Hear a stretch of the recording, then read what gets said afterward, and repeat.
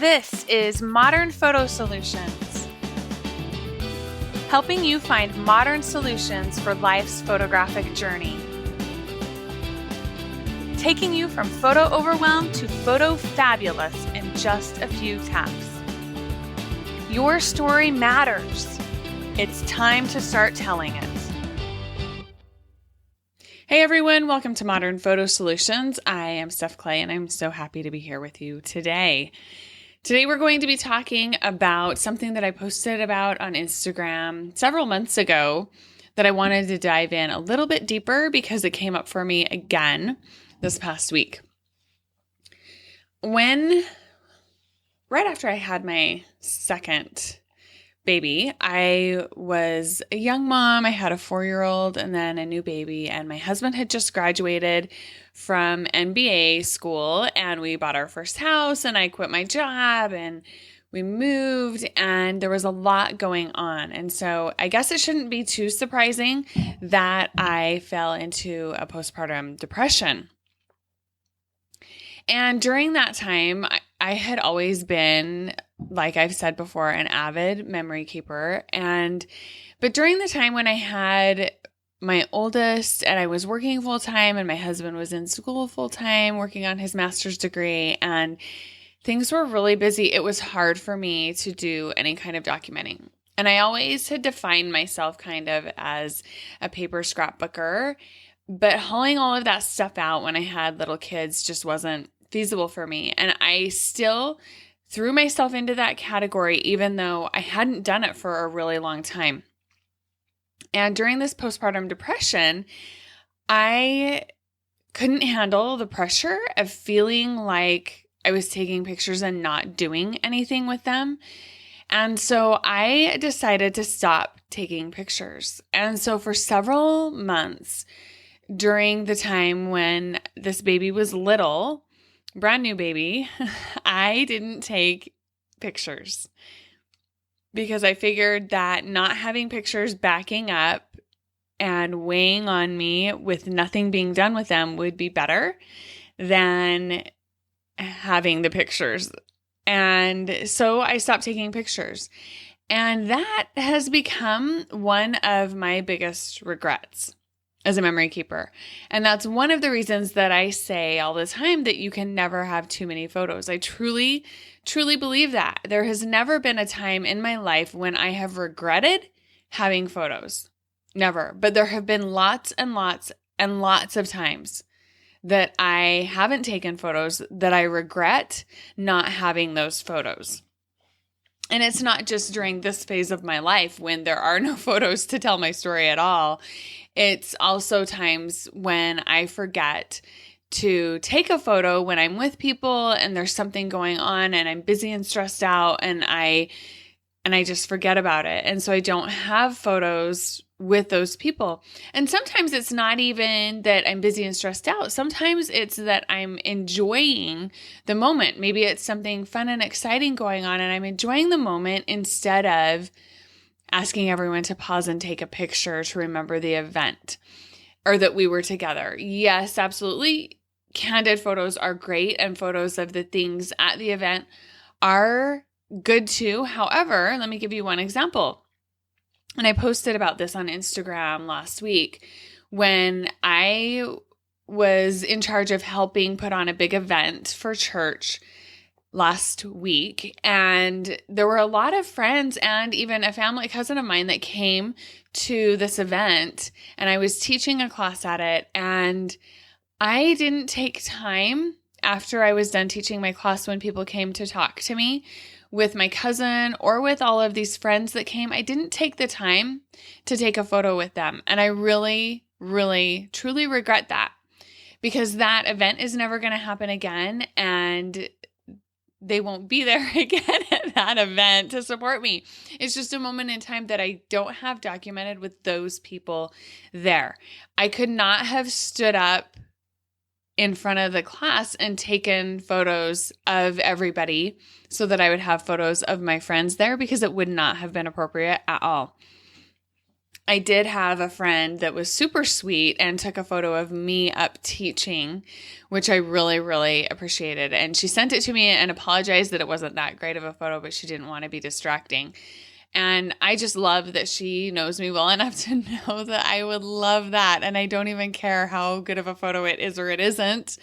It's a photo. And I am so grateful that she thought to do that for me. So this is one example of times when I have regretted not having the photos, but been so grateful for the photos that I do have to document the things that happened. So I made sure that on that page I put in the journaling about that page, the people's names that were there that came out to support me, because it did mean a lot to me. So that's just one example of a time when asking people to stop and take a photo with me would have been really great. So back to my postpartum depression with my brand new baby and not taking photos, making that conscious decision to not take any photos. I, a few weeks ago, decided to go through, he's also the middle child of two girls, okay? He has an older sibling, an older sister, and a younger sister. And he very much has the middle child syndrome, and he jokes about having the middle child syndrome. One day when his younger sister was complaining about feeling picked on, he said, "Hey, that is the middle child's responsibility, and I fulfill that role quite well. Thank you." And it's just funny how he jokes about it. So, and unfortunately, some of his feeling neglected because he's the middle child is definitely founded. And this is one of those areas. And so I told him a while ago, I realized, he was feeling bad that he doesn't have any photo books or anything to document his story from birth on. And so I finally told him, "Hey, look, this is part of the reason that you don't have that like your sisters do." And I explained to him that it is not his fault that I went through postpartum depression. It has nothing to do with him. It was just the chemical makeup in my body at that time. It wasn't because I was sad about him. I was so happy about him and to have this new baby, but it's just one of those things that happens. And he really appreciated me sharing that with him and understanding a little bit more, because now he feels like it really isn't his fault, because he understands that depression is something that you can't control.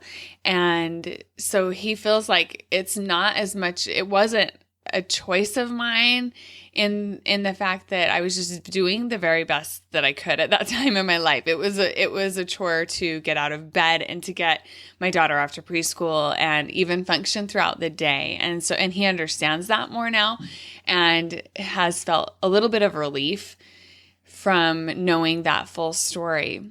But I decided that I wanted to start working on some of these other older photos so that I can get some of his story told. I have some great, great memories from when he was a toddler. There was a period of time after, or a preschooler, really, because there was a period of time where we struggled with infertility after he was born. And he was my buddy, and we did so many fun things together while his older sister was at school before he went to school. And he was the center of a lot of my attention, a lot of the days. And I don't know that he understands that and remembers that, because if he did, I think he would feel less neglected and picked on. So I want to get some of those memories documented, some of those stories told before I totally forget them. And several years ago, I had sent a box of photos off to scanmyphotos.com to be scanned for me. The reason I chose that site was because I had researched several different companies and websites that will scan your photos for you, but they keep your photos that you send to them in the US. And that was really, really important to me. I did not want to send my photos somewhere and then have them sent off to India to be scanned in overseas. That made me really, really nervous. So I sent them to this company and had them scanned in, and they ended up, there were 1,300 photos in there. There were a bunch from my childhood growing up that my mom had given to me, and then also these of my family that I have right now, film photos. And I have some more that I need to get scanned as well, but not as many. This was a big photo box actually, and it's probably 18 inches long, 20 inches long, something like that, and then 4x6, or it fits perfect. 4x6 photos fit perfectly in it, and that's what I sent to them, and there ended up being 1,300 scans.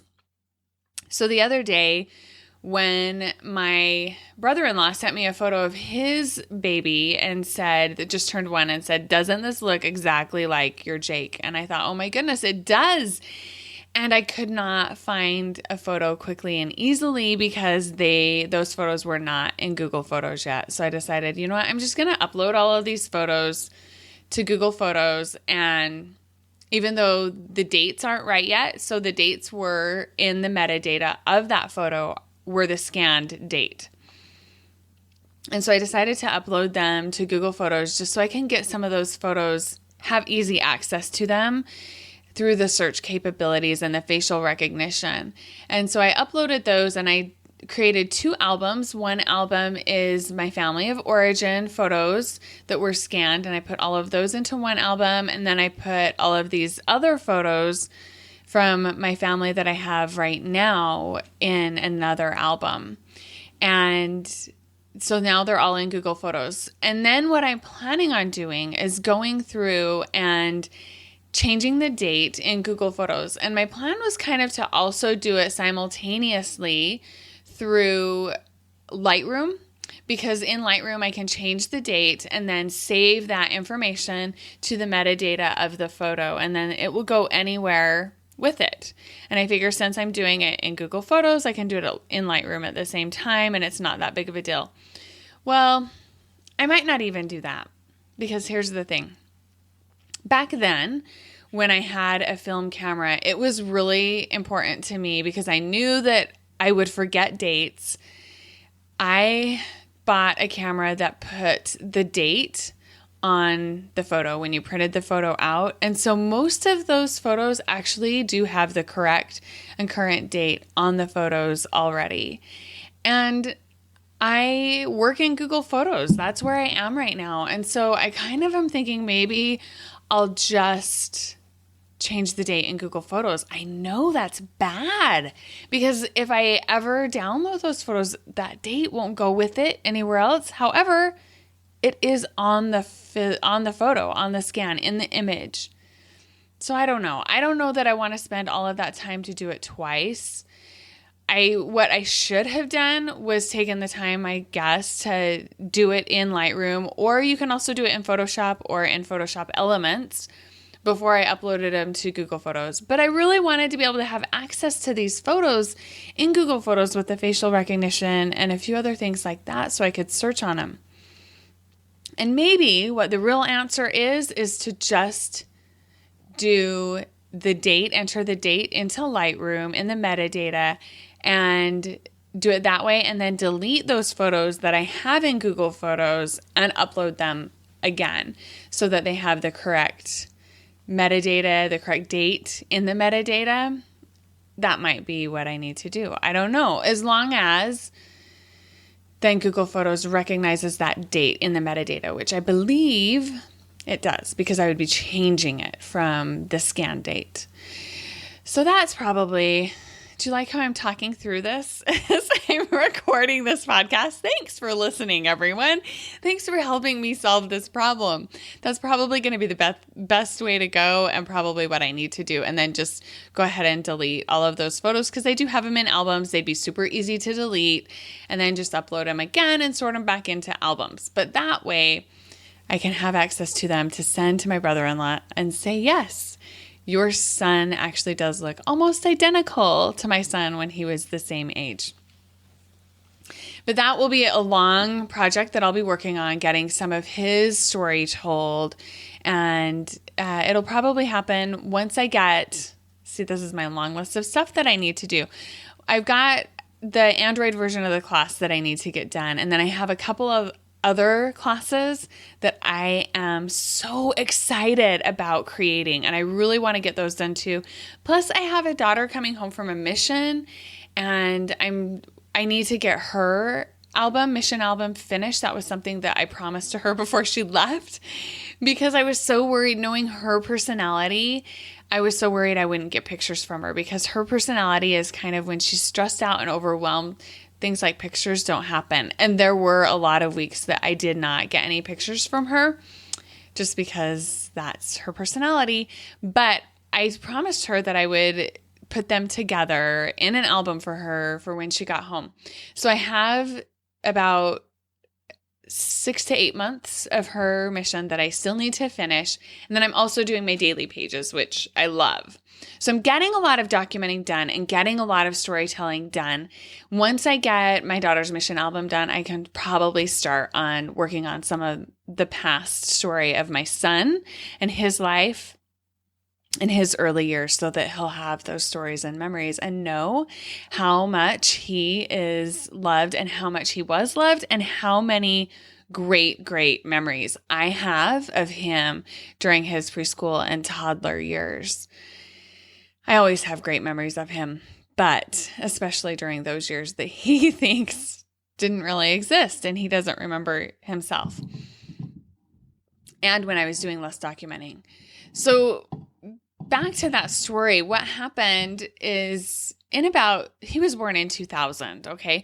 So 2003, starting in about 2000 was the time that my husband, 1999, 2000 was when my husband started telling me that computers were the way to go for documenting and memory keeping. And I told him he was crazy. He didn't know what he was talking about, I thought.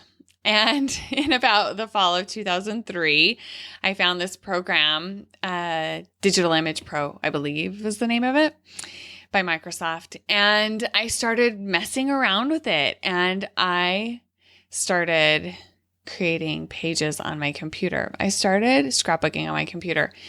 A year later, seems like forever in digital. A year later, I discovered digital scrapbooking and everything that it is and was, and I loved it. I gave it a try. I learned so quickly, and I loved it. But here's the problem. Here's the first problem, and one of the big things that I learned from this, and that I have learned from this, is that I was defining myself by what I was. I was defining the way I could tell my story and do memory keeping by what I thought I was. And I thought I was a scrapbooker, and I thought that this is how you did scrapbooking. And so I wasn't open to trying new things.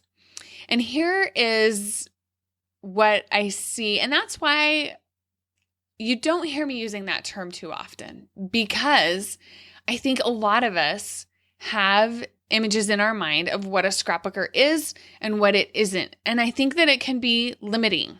Our preconceived notions of that term can be limiting. And I don't want to limit myself or any of you based on the terminology that I use and the definitions that we have for them. So that's why I try to use, and I use the terms storytelling and memory keeping, because that can fit anything.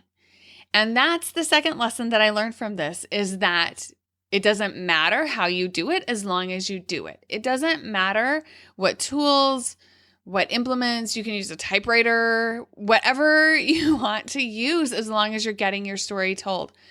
And it doesn't matter how we define it. It's not important. And too often, I think we get hung up on needing a name, a title, and a definition for what it is we're doing.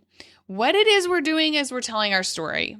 We are documenting. We are keeping memories so that we can pass those memories on and other people have them, but also we can learn from them ourselves. And so that's why I don't think that we need definitions at all. And we need to just be able to give ourselves the freedom to do whatever fits for us right now, whatever fits in your life right now. And I wish back then that I would have given myself the freedom to know that the computer was the answer for me during that time of my life, even back then when computers were new and we didn't even have a gigabyte of memory. Holy cow. Not even a half of a gigabyte, not even 500 megabytes of RAM. And, but that was the answer for me. That was the solution for me at that time. And I wish I would have just let go of all of those silly thoughts and feelings and just gone with it. I also wish I would have been able to let myself experiment more. And that's why I try to encourage everyone to keep trying different things until you find what works for you and what makes your heart sing. Because I promise you, there is a method of telling your story and documenting it that will make you happy and bring you joy. I've talked about this before, and I will keep talking about it. I can talk about it all the live long day because it's true. We all have to tell our story. We have an innate need to tell our story, and we have a need to connect with other people and hear their stories. So if it's Instagram and chat books, awesome. Do it. Whatever it is that works for you at this time in your life, do it. If it's putting together a bunch of photos and movies in a movie, do it. If it's Project Life, do it. Whatever it is that works for you, that makes you happy and brings you joy, that's what you need to be doing. Technology will change and it will keep changing. It has changed, it will keep changing, and we need to be able to allow ourselves the ability to evolve and change with it. This is what I'm doing right now as my way of memory keeping, but I am leaving the door open to change it in the future. And that's one of the reasons that I named my site Modern Photo Solutions, is because I wanted to leave the door open for technology to change and for my system to change and evolve as my life does. And as new apps and programs come on the market, which things are changing fast in technology, and it's exciting. And I'm finding new things all the time that I want to use. So that's what we all need to be able to do, is give ourselves the freedom to try new things and to evolve and to not think we have to stick with one thing because that's what we've always done. And that's the problem that I ran into early on, is because I just thought this is what I've always done and this is what I need to do. And I wish I would have given myself a little bit more allowance and freedom and had the courage to try new things. Do what fits with your life right now in the stage of life that you're in. And I wish I would have given myself that too and said, hey, you know what? It's okay that this time in my life I'm not working on stuff because I don't have the time right now. And my emotional capacity right now can't deal with this. If I would have had a smartphone back then, man, it would have changed my life because it would have been super easy and it would have only taken a few minutes. But that's not how it was. And that's not the technology that I had to work with. And that's okay. So I'm forgiving myself. I'm working on forgiving myself for those decisions that I made back then. I made the best decisions that I could at that time in my life where I was.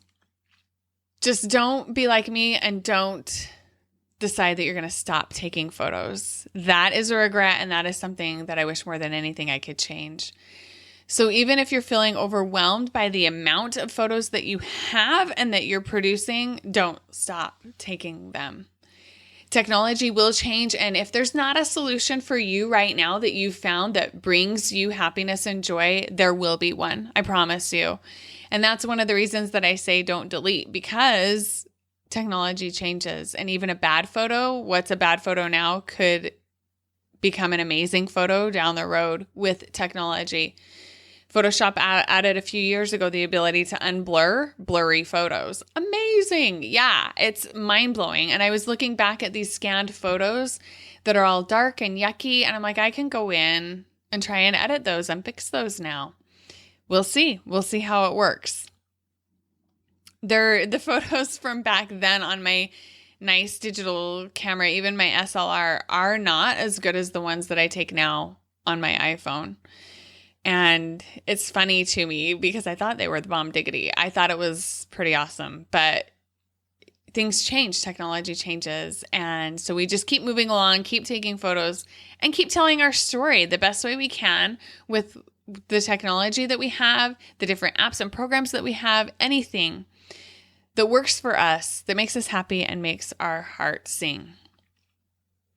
I want to remind you really quick that if you haven't taken the Google Photos free class, you will want to sign up for it. We have a free Facebook group that you will get an invite for. Once you finish the class to 100%, you will be automatically sent an email with a link to join that Facebook group. And then I just go in and check and make sure that your class has been finished to 100% and I approve you. There are a lot of people in there. We have, I think, over 300 people, or close to 300 people in there right now. And everyone's in there sharing ideas, asking questions, and there are a lot of people answering questions in there too, besides just me. But I am in there. I try to get in there 5 days a week. I'm in there at least 5 days a week. Right now, that's how I'm doing it for both of my Facebook groups. And when I release the Android version of The Heart of Photo Fabulous, which goes over so much stuff, when I release the Android version, I will also be opening enrollment for the iOS version of that class. So you'll want to keep an eye out for that. The Android version, a little note on that. I've always known that Android is difficult to develop for, super difficult to develop for. I had no idea that I would run into so many roadblocks working with the Project Life app on Android because of the way Android is. It has nothing to do with the way the Project Life app has been developed. It has everything to do with the limitations on the Android platform. And I know that that might make some Android users unhappy, but it's the truth. And so I'm working out hacks and workarounds, and this class will have lots of information on it on how to make things smooth. But, however, it's not as smooth as it is and not as quick as it is on iOS. It has nothing to do with the Android version of the Project Life app. I want to make that clear. It has everything to do with the limitations right now of the Android platform and what you can and cannot access on that platform within the phone. And how they order their pictures, and just lots of small details that make a big difference for productivity when doing these kinds of things. So I hope to be able to have that class out. I'm hoping by the end of March. We'll see. I'm working hard and hopefully we'll get there. And I am working with some people that have been using Android versions of their phone or the Android phones for lots and lots of years, probably as long as smartphones have been out. So over 10 years or more. And we're getting there. But it's not as quick as it is on iOS. And that's just the bottom line. And a lot of people I know get frustrated with the limitations of the Project Life app compared to the iOS version. Some of those are just because those abilities have not been added to the Android version of the app yet. Some of those frustrations, I believe, are also just because of the limitations on the Android platform. From what I'm seeing, I'm doing lots of testing, lots of experimenting, and that's how I'm able to figure out where the limitations are, whether it's just in the way the Project Life app has been developed or whether it's in the Android platform itself, and it's the Android platform. I love you all. I love my iOS and my Android users, but thank you for being patient with me as I work through this, because I want to be able to figure out a system and a process that is fast and rewarding.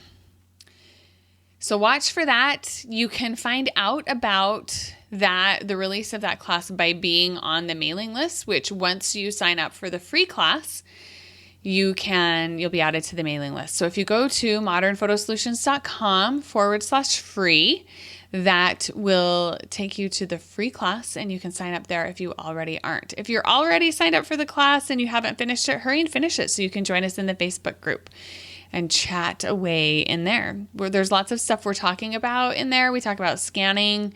We talk about metadata and how to get things done right, and how to set up Google Photos so that it uploads from your computer as well, how to change dates in Google Photos. There are lots of tutorials and short tutorials and bits of information that people have added and I have added since the beginning of this class, since I launched it last October.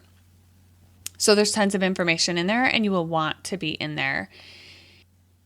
Thank you so much for being here, for supporting me and all that I am doing. I really appreciate it.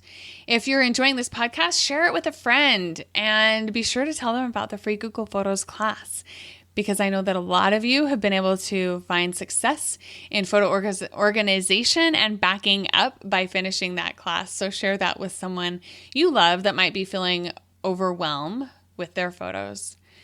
Have a great day today, and we will see you next time on Modern Photo Solutions.